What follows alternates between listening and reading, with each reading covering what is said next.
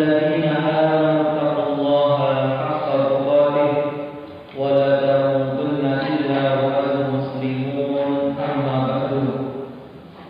Kaum muslimin rahimahullah, alhamdulillah kita bersyukur kehadirat Allah Subhanahu wa taala setelah pekan kemarin dikarenakan jalan yang airnya meluap, kita terpaksa libur satu pertemuan. Alhamdulillah sore hari ini Allah memudahkan kita untuk kembali bertemu melanjutkan pembahasan kita pada kitab Tafsir Juz Amma karya Ustaz Dr. Firanda Andirja Hafizahullah Ta'ala.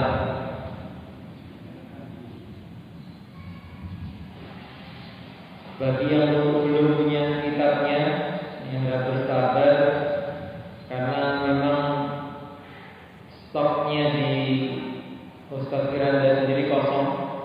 Sempat saya menghubungi dan harga di pasaran ada yang berani pasang harga 400.000. Jadi kalau sebagian kemarin alhamdulillah dapat di harga terakhir saya kemarin 135 nggak salah, itu masih mending ternyata. Walaupun aslinya dari Ustaz Firanda hanya 10.000. Saking kosongnya stok dari kitab ini.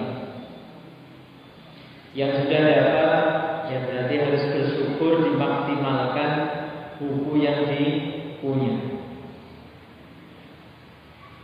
Kemudian tidak lupa salawat dan salam kita aturkan kepada beliau panutan teladan kita Rasulullah Muhammad sallallahu alaihi wa ala alihi wasallam. Kita masih berada pada surat yang sama, surat Al-Ghasyiyah, di mana kita telah selesai dari bagian pertama, yaitu penduduk neraka. Baru kemudian kita mulai masuk pada bagian kedua dari golongan yang diceritakan di dalam surat ini, yaitu penduduk surga. Di halaman 333 ayat yang ke-8 Allah Subhanahu wa taala berfirman, wujuhun yawma idzin na'imah. Kalau sebelumnya diceritakan tentang wajah-wajah yang penuh kecemasan, ketakutan, wujuhun yawma idzin khashi'ah. Sedangkan penduduk surga banyak muka pada hari itu berseri-seri. Dikatakan banyak muka karena apa? Jamak dari wajhun wujuh. Pada hari itu yang berseri-seri. Na'imah aslinya itu wajah yang lembut. Maka dikatakan kenapa wajahnya menjadi lembut, karena berseri-seri. Disebutkan oleh penulis hafizahullah, mereka para penghuni surga, wajah mereka berseri-seri dan mereka dalam keadaan bahagia. Hal itu karena kebahagiaan dan kesedihan akan tampak pertama kali dari wajah. Orang bergembira, orang bersedih, orang marah, itu semua ada di mana? Di wajahnya. Maka disebutkan para sahabat bahwa Rasulullah Muhammad SAW adalah orang yang tidak suka basa-basi. Senang atau tidak senangnya, marah tidak marahnya itu terlihat di wajahnya. Orang Jawa bilang apa? Bloko suto. Ada nggak istilah di sini? Apa adanya Rasulullah SAW. Nah, Maka Allah sebutkan, Allah ceritakan tentang penduduk surga itu bahwa wajah mereka berseri-seri. Hal ini juga seperti Allah sebutkan di surat Yunus ayat 62. Ala inna awliya Allah la khawfun 'alaihim wa lahum yahzanun. Ingatlah, ketahuilah, wali-wali Allah itu tidak ada rasa takut pada mereka dan mereka tidak bersedih hati. Kesedihan dan kekhawatiran senantiasa meliputi mereka ketika di dunia.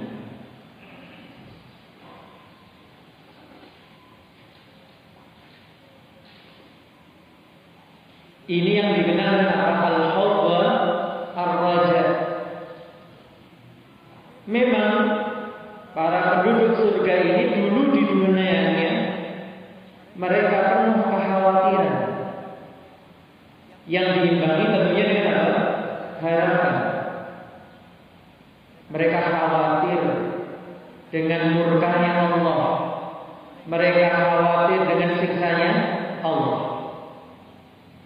Tapi mereka juga punya harapan akan ampunan Allah Subhanahu wa ta'ala. Sehingga semua itu hilang ketika mereka di akhirat. Tidak ada lagi keletihan, kekhawatiran dan kesedihan. Pada hari itu wajah mereka dalam keadaan berseri-seri. Jangankan surga, orang habis sakit mungkin seminggu 2 minggu dirawat, dinyatakan boleh pulang. Itu wajahnya sudah berseri-seri. Padahal ada sebuah kejadian, ya wallah, itu diceritakan orang tua dulu. Di Salatiga ada sebuah desa, namanya desa Banding. Yang terkenal dari desa itu gedoknya. Salatiga nyebutnya gemblong. Nah, itu diceritakan ada satu penduduk itu yang dirawat di rumah sakit di Salatiga. Salatiga ya kota ya, sana desa. Begitu sembuh gak mau pulang. Enak nih ini. Mungkin di rumahnya kan apa, dipannya masih kayu atau masih bambu galar ini ya. Nah, ini di kota kamar pakai kasur dan sebagainya, di rumah di subhanallah. Ini bagaimana kalau nanti manusia melihat nikmatnya surga. Lisa'iha radiyah, mereka senang karena usahanya. Mungkin hari ini kita belum bisa melihat 100% apa yang kita usahakan. Walaupun sebenarnya kalau kita berusaha dengan sebaik-baiknya, ada efek ketenangan, ketentraman yang dirasakan dari ibadah-ibadah kita. Makanya Rasulullah mengatakan apa? As-salatu nurun was-sabru diyatun. Salat itu cahaya dan bersabar itu sinar. Jadi aslinya apa yang kita kerjakan sudah memberikan efek sejak di dunia. Tapi kemudian efek yang sebenarnya akan kita lihat di mana? Di akhir. Saat masih di dunia, para penghuni surga, ya,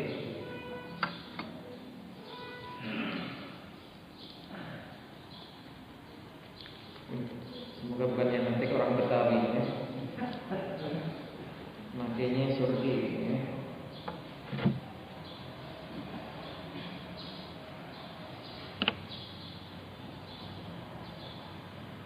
Saat masih di dunia, para penghuni surga itu beramal saleh. Dan ini yang disebutkan sebagian ulama, perbedaan antara orang beriman dan orang munafik. Orang beriman itu khawatir akan murkanya Allah, maka dia beramal. Sedangkan orang munafik sudah tidak mau beramal, tapi pura-pura berharap ampunan Allah.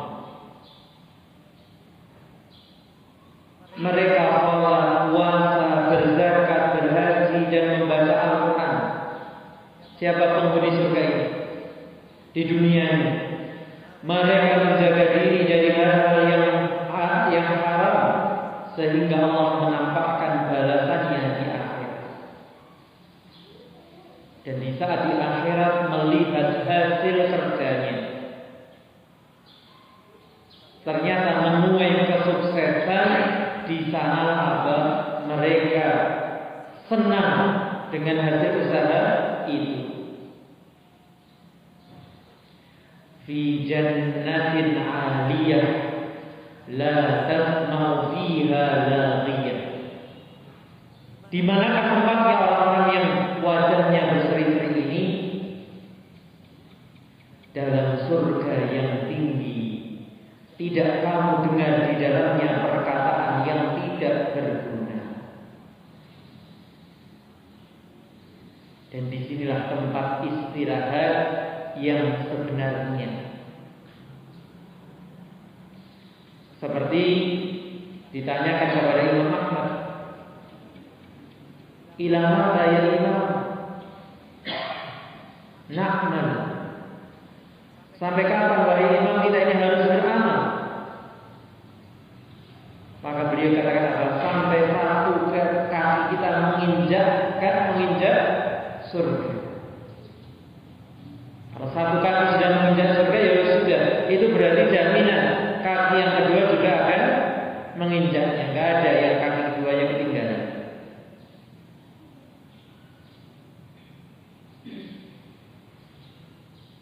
Dan seperti yang dimuat di situsnya Ustaz Sulhan ya, sempat saya share beberapa waktu yang lalu. Ini yang menunjukkan masih ada di zaman kita ulama-ulama seperti ini, teladan-teladan seperti ini.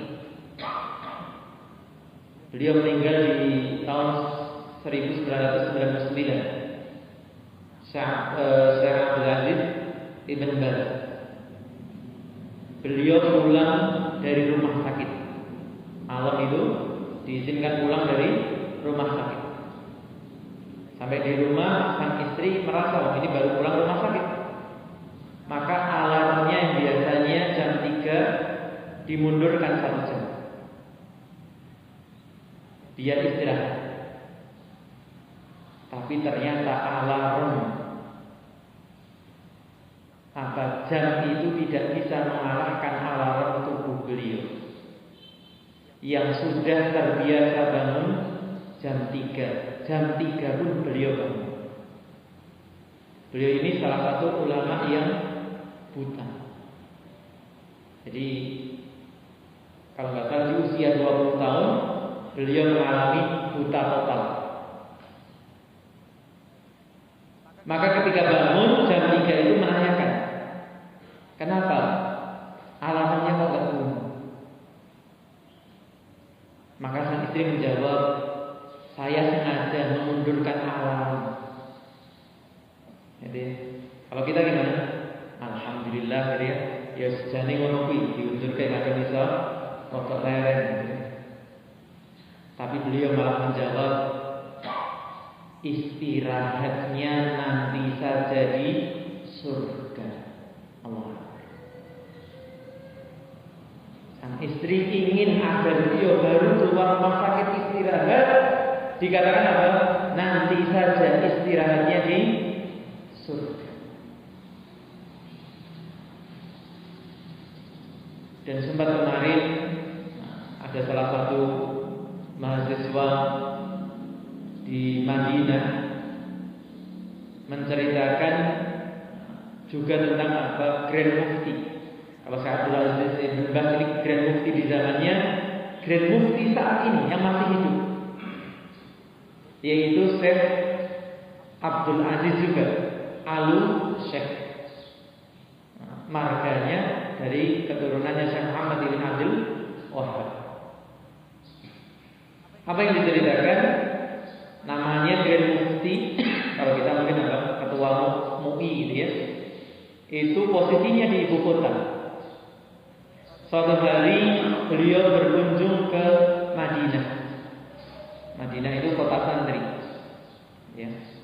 Karena ada Universitas Islam Madinah yang dibangun 70%-nya memang untuk apa? Santri mahasiswa dari luar negeri, dari seluruh dunia. Maka sering dikunjungi oleh para ulama memberikan wejangan tausiah. Maka satu hari Syekh Abdul Aziz Al-Syekh ini berkunjung ke Madinah. Seperti biasa memberikan ceramah dari maghrib sampai isya. Kemudian di waktu isya beliau mengimami dari ini. Sampai di titik ini sebenarnya tidak terjadi hal yang luar biasa. Sampai kemudian setelah sholat isya, para mahasiswa ingin menggunakan kesempatan bertemu dengan Grand Mufti itu untuk minta fatwa, untuk bertanya. Pada ngumpul di belakangnya menunggu beliau sholat sunnah. Ternyata ditunggu setengah jam, enggak rukuk. Ini beliau juga salah satu ulama saat ini yang juga dalam keadaan buta. Jadi di sana orang buta itu bisa jadi ulama. Ini yang mengalahkan negeri-negeri yang katanya menjunjung tinggi demokrasi, menjunjung tinggi hak asasi manusia, tapi prakteknya nol. Jadi sedangkan di sana tanpa banyak keluar-keluar, orang buta pun bisa jadi apa? Seorang Grand Mufti. Karena memang keilmuan. Ternyata bukan hanya ilmunya, amalnya. Si mahasiswa yang bercerita ini apa? Namanya pada isya, waktunya makan malam, ditunggu setengah jam itu apa? Baru rukuk. Akhirnya apa?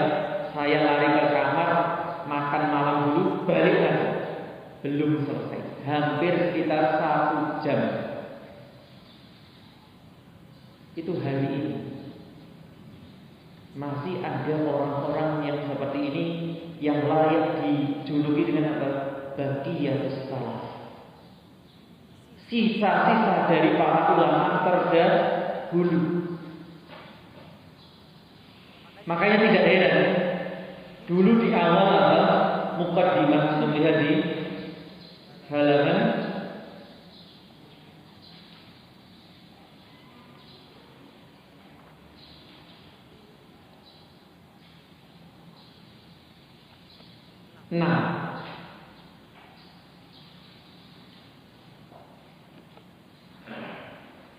di halaman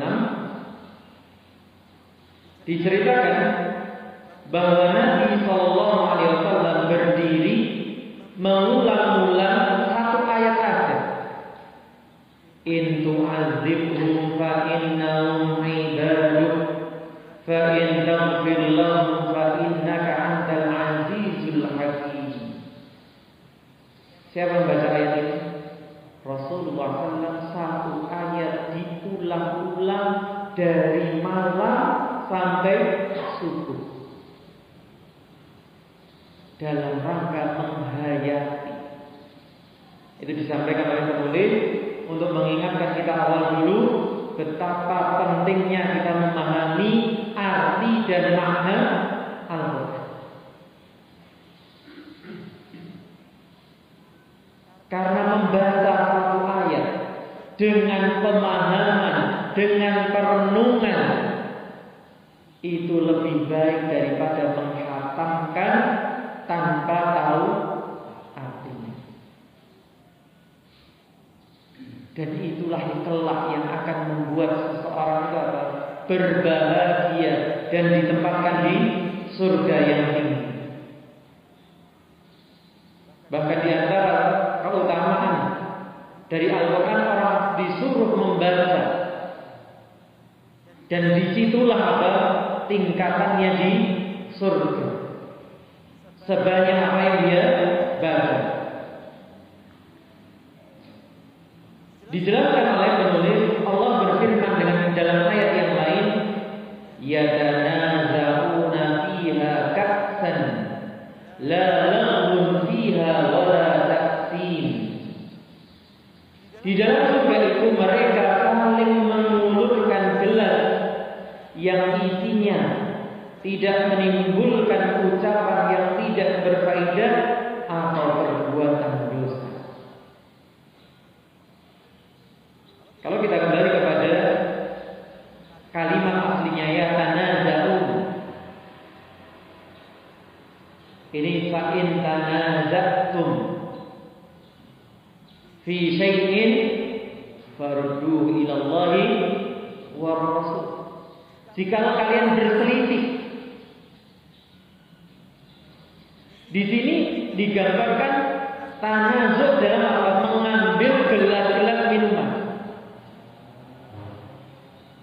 Seakan berselisih karena serunya mereka mengambil gelas minuman. Seperti misalnya dalam keramaian, lomba lari atau apa, kemudian ada yang bawa nampan gelas, wah mereka berebut ngambil gelas, dan akan timbul suara-suara yang tidak baik. Aku sek, ojo nganti orang bagian. Tapi itu tidak terjadi di akhirat, tidak terjadi di surga. Maka di surga digambarkan la tasma'u fiha laghiyah.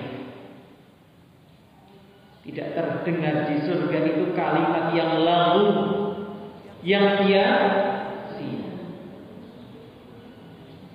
Di mana hari ini betapa banyak waktu kita terbuang untuk hal-hal yang sia-sia.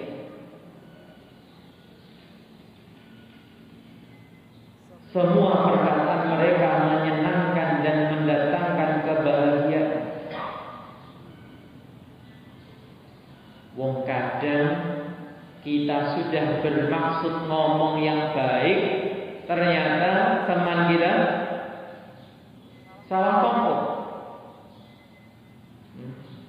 Saya ingat dulu waktu SMA, ya lucunya anak-anak labil gitu ya. Awal-awal ikut kajian, ada satu teman itu adik kelas, gitu ya. Dia masih atau masih SMP, dia adiknya teman kami. Itu juga ikut ngaji. Memang anaknya terkenal emosional. Nah, dia itu curhat, dimarahi orang tuanya gara-gara apa? Ngaji, terus gak boleh ngaji. Hanya dihibur sama kakak kelas. Gak apa-apa, ngaji itu pokoknya ngaji aja. Kemudian dibacakan hadis itu, lafaz ada 5 mungkin fi maksiatil khaliq. Gak perlu taat kepada makhluk siapapun kalau dalam rangka bermaksiat kepada sang khaliq. Nah, kok malah gak terima? Dia itu dibela ini, dia bisa terus ngaji. Terus kamu nyuruh saya lawan bapak ibu saya? Ya, piye to bocah iki? Ada, masya Allah. Jadi subhanallah, kadang di dunia ini kita bermaksud ngomong baik, ternyata tidak diterima. Tapi di akhirat tidak. Semua yang terjadi adalah perkataan itu menyenangkan, membahagiakan,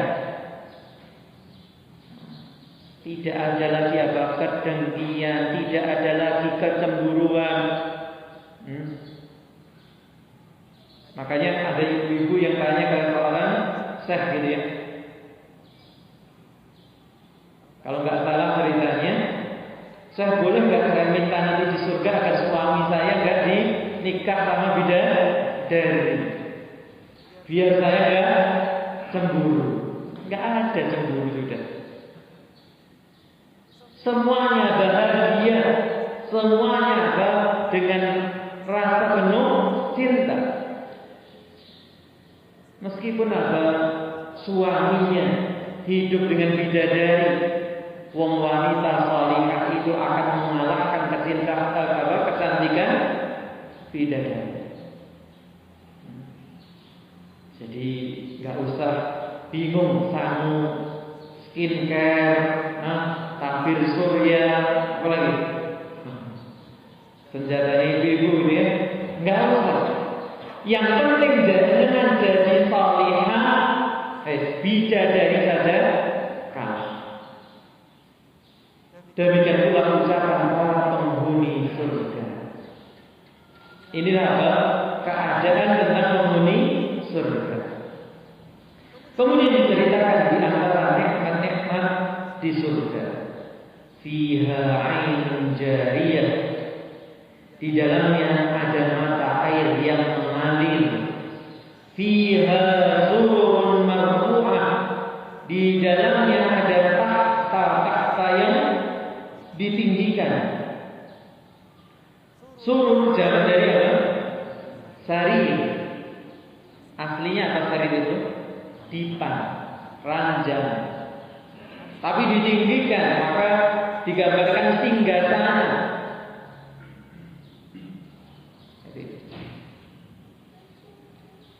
Wa akhwadun mawdu'ah, dan gelas-gelas yang terletak di dekatnya. Bukan sak celuk-celuk, minta minum, semuanya dekat. Apa yang kita inginkan tersedia dan tinggal mengambil di dekat kita. Oleh karena itu dikatakan para penghuni surga tidak perlu berjalan kaki untuk mengambil gelas-gelas minuman.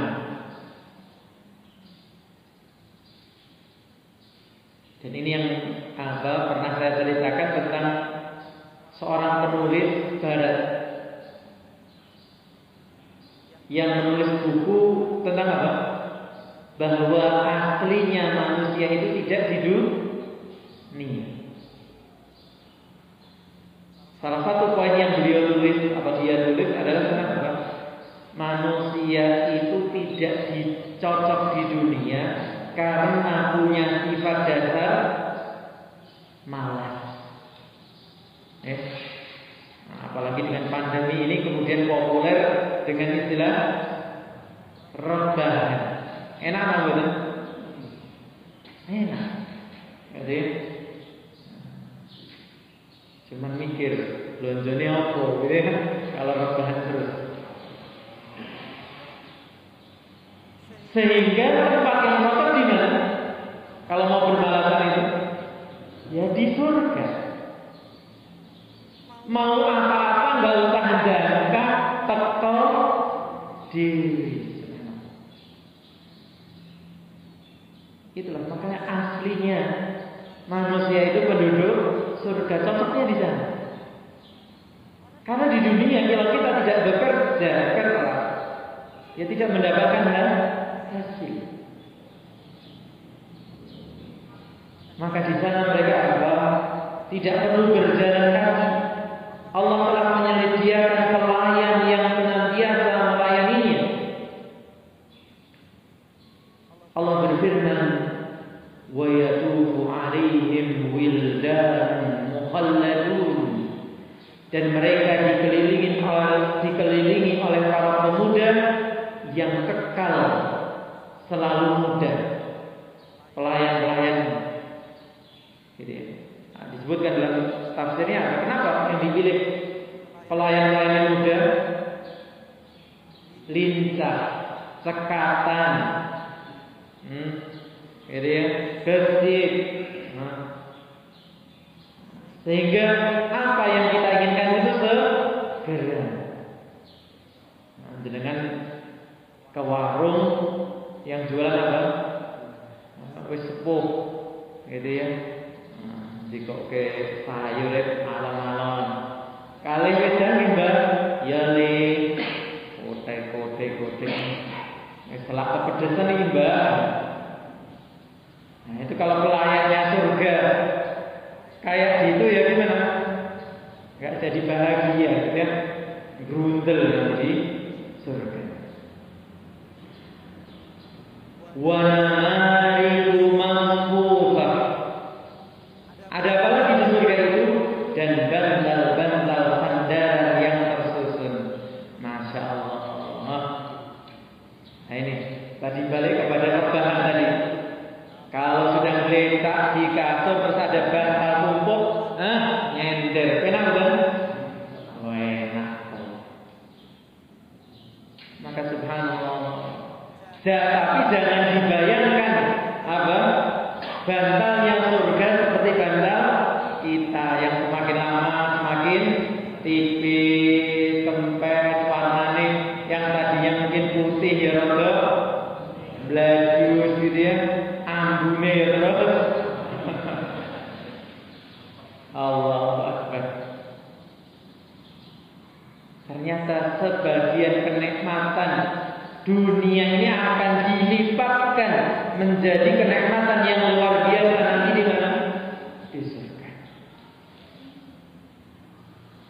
Dikatakan oleh penulis namarik merupakan bentuk jamak dari numruqah. Namarik itu tunggalnya apa? Numruqah.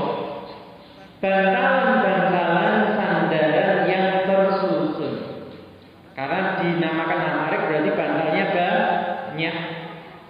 Hal itu karena bantalan-bantalan tempat bersandar tersusun rapi dan indah disediakan untuk penghuni surga kelak. Ya, semoga kita dikumpulkan di surganya Allah. Sebagaimana sore hari ini kita dikumpulkan di rumahnya Allah. Kenikmatan yang insya Allah jauh dan jauh lebih nikmat dari senikmat apapun kenikmatan dunia. Jadi kalau kita sudah merasakan enak dengan apa sandaran bantal, gitu ya. Jazakumullah khairan panitia dulu ya. Dulu ya refrok silo.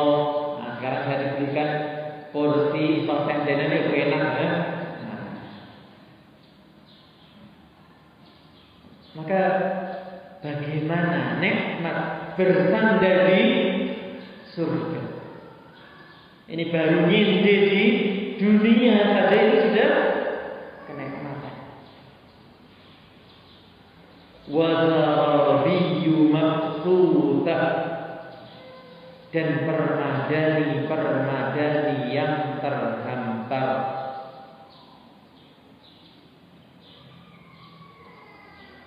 Ketika awal kali masuk Masjid Nabawi gitu ya. Dan semoga kita semua diberikan kesempatan itu. Masjidil Haram merasakan injak permadani itu yang apa? Diinjak 14 gitu. Jadi bukan seperti karpet kita. Ada karpet sama nggak ada karpet kita bodoh gitu ya. Saking tipisnya karpet atau saking kerasnya karpet. Tapi karpet yang bagus, permadani yang bagus, apalagi yang fasilitasnya ada para raja itu katanya sampai ambles gitu ya, telapak itu nggak kelihatan. Itu baru permadaninya dunia. Bagaimana dengan permadani surga? Allah. Setiap kali penghuni surga ingin duduk, ada permadani yang menjadi alasnya. Allah juga telah menyediakan di setiap tempat. Itulah beberapa kenikmatan yang akan dirasakan oleh penghuni surga. Jadi kita mau duduk di mana saja itu apa? Permadani itu sih, iya. Dan memang kadang apa? Lesehan itu lebih nyaman daripada duduk di kursi. Lesehan ya, bukan duduk silau gini. Menuntut ilmu ya kadang kemung juga ya. Jebule umure tambah ya. Allah juga mengajak orang-orang kafir untuk merenungkan keagungan dan kekuasaannya. Karena mereka mengingkari kemampuan Allah untuk membangkitkannya di akhirat kelak. Jadi setelah Allah Subhanahu wa taala menceritakan bagaimana keadaan penduduk neraka kelak dan bagaimana keadaan penduduk surga kelak, maka pembicaraan berikutnya adalah renungan bagi semua orang, khususnya bagi mereka yang mengingkari kebangkitan kelak di akhirat, yaitu dengan merenungkan beberapa hal. Yang pertama tentang apa? Onta. Yang kedua tentang langit. Yang ketiga tentang gunung. Yang keempat tentang bumi. Afala yanzuruna ilal ibili kaifa khuliqat. Tidakkah mereka melihat kepada onta? Karena ya waktu itu yang dituju langsung siapa? Orang Arab. Yang salah satu hewan vital bagi mereka adalah onta. Kemudian yang kedua, wa ila samai kaifa rufi'at. Coba lihat langit. Bagaimana ditinggikan langit itu? Wa ilal jibali kaifa nusibat. Dan bagaimana gunung-gunung itu ditancapkan. Seperti yang sudah kita bahas di surat An-Naba, bahwa gunung-gunung itu sebagai apa? Autadan, sebagai papan.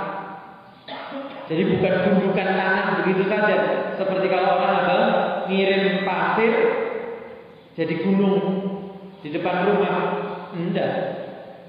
Gunung itu akan menancap ke dalam tanah. Wa ilal ardi kaifa sutihat. Dan kita disuruh melihat bumi ini, bagaimana bumi itu dihantarkan. Ya insyaallah kita akan baca keterangannya. Ini nanggung sekali. Dibaca juga cukup panjang, tidak dibaca masih ada sedikit waktu. Ya kita mungkin monggo kalau ada pertanyaan dulu.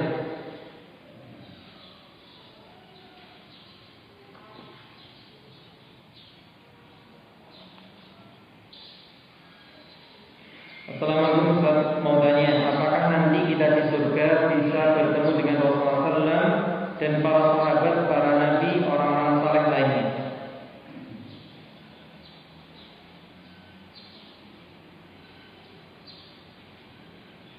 Pernah dalam suatu perjalanan Rasulullah SAW dicegat seorang badui. Kemudian badui ini, hadis ini juga pernah kita pelajari ya, di bab niat. Kemudian si badui ini bertanya, Inna rajula ahabbal qawma wa lam yarhaq bihim. Sesungguhnya ada seseorang yang mencintai satu kaum, artinya kaum yang saleh, tapi dia tidak bisa menyusul mereka. Maksudnya apa? Tidak bisa beramal seperti amalan mereka. Apa kata Nabi SAW? Al-mar'u ma'aman ahab. Kalau nggak salah ini ada cuplikan saya yang jadi apa?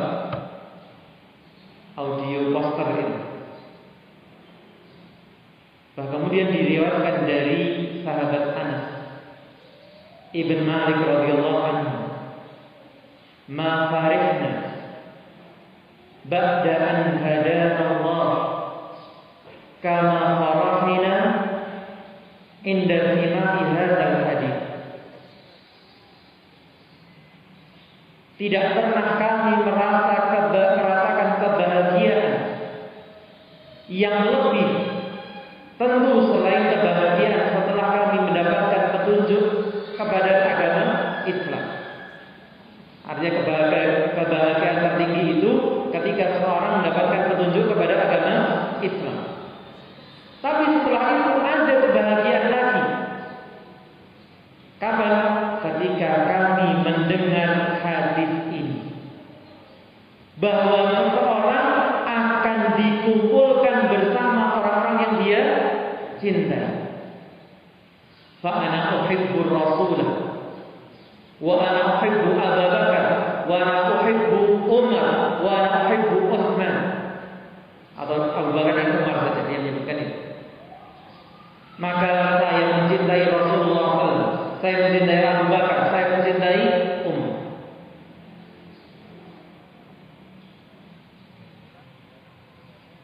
Tapi tentunya cinta tidak sekedar ucapan. Cinta butuh bukti. Kalau kita berharap perjumpaan dengan Rasulullah SAW kelak di surga, ya mari kita mencintai beliau. Kalau kita berharap bertemu dengan para sahabat, para ulama, mari kita cintai mereka. Dengan apa? Mempelajari ilmunya. Bagaimana kalau kita sering sudah disinggung, ayo menghafalkan hadis-hadis Rasulullah, tapi dia belum tergerak untuk menghafalkan hadis-hadis? Mana bukti cinta kita? Kalau kita sudah diingatkan untuk mempelajari hadis-hadisnya, memahaminya, mengamalkannya, tapi kadang masih agak lambat geraknya, mana bukti cinta itu? Maka cinta itu butuh bukti, bukan sekedar ucapan. Kalau cinta itu benar-benar kita buktikan, bukan hal yang mustahil.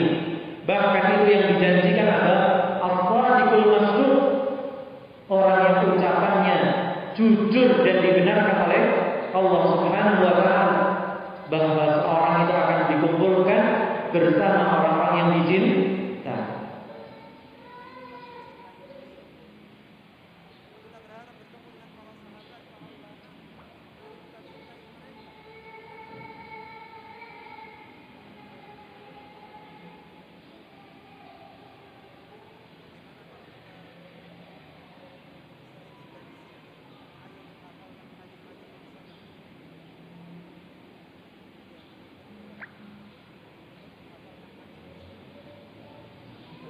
Ya.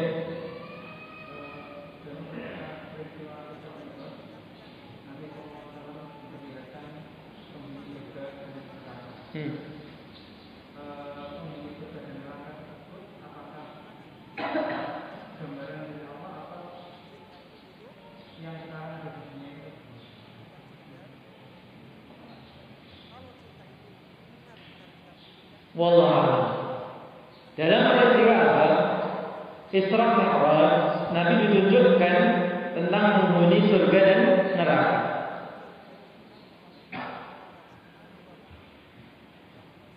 Yang pernah saya sampaikan, tentunya saat ini surga neraka belum ada penghuni. Kenapa? Karena kiamat belum terjadi. Lalu bagaimana kalau orang bisa melihat itu? Ya mudah bagi Allah. Kenapa? Jenengan lihat sekarang. Pengembang properti yang modern, gitu ya.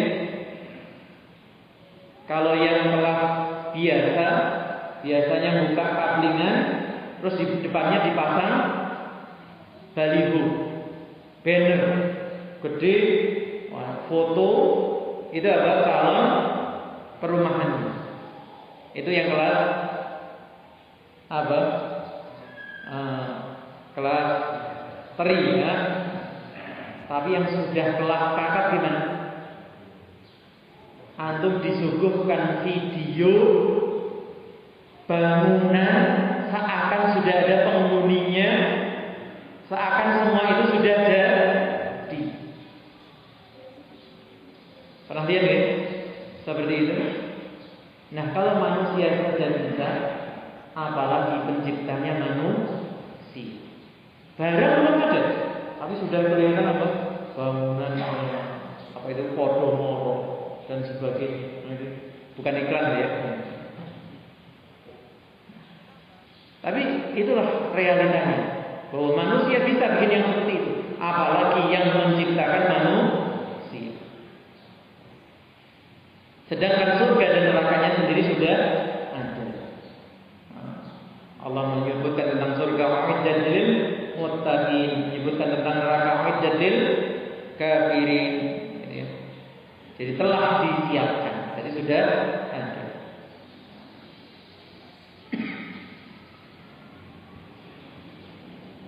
Jadi ini yang bisa kita baca, diskusikan di sore hari ini. Semoga bermanfaat. Kurang dan lebihnya saya mohon maaf. Jazakumullah khairan telah menyimak. Wassallallahu ala nabiyyina Muhammadin wa ala alihi wa sahbihi ajma'in. Subhanakallahumma wa bihamdika. Pernah lihat ya? Seperti itu. Nah, kalau manusia saja bisa, apalagi penciptanya manusia. Barang belum ada, tapi sudah kelihatan apa? Bangunannya, apa itu podomoro dan sebagainya. Bukan iklan ya. Tapi itulah realitanya, bahwa manusia bisa bikin yang seperti itu, apalagi yang menciptakan manusia. Sedangkan surga dan nerakanya sendiri sudah ada. Allah menyebutkan tentang surga uiddat lil muttaqin, menyebutkan tentang neraka uiddat lil kafirin, gitu ya. Jadi telah disiapkan, jadi sudah ada.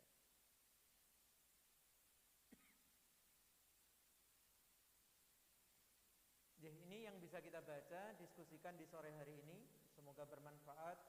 Kurang dan lebihnya saya mohon maaf. Jazakumullah khairan telah menyimak. Wassallallahu ala nabiyyina Muhammadin wa ala alihi wa sahbihi ajma'in. Subhanakallahumma wa bihamdika asyhadu an la ilaha illa anta astaghfiruka wa atubu ilaik. Assalamualaikum warahmatullahi wabarakatuh.